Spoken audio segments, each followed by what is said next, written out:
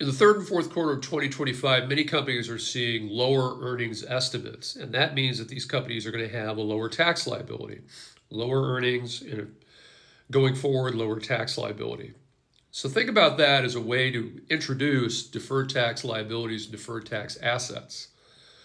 Definitions here: deferred tax liability means you have a future taxable amount, a deferred tax asset, you have a future lower taxable amount.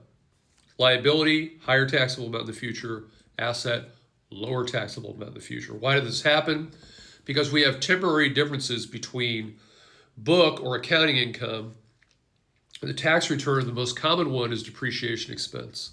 So let's say, for example, that you have a $10,000 depreciation expense on book and a $15,000 depreciation expense on your tax return because you're using an accelerated method, more depreciation in earlier years. So how does that work?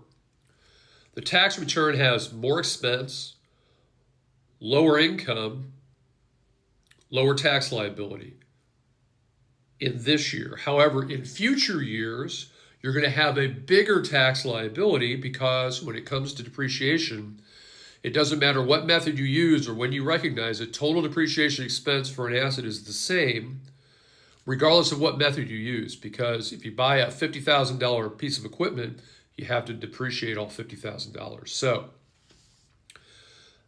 what happens is higher depreciation expense, lower income, lower tax liability in year one, let's say, but in years 3, 4, and 5, it starts to turn around. You're going to have less depreciation, higher income, higher tax liability. So that is a deferred tax liability, more future income, more tax liability.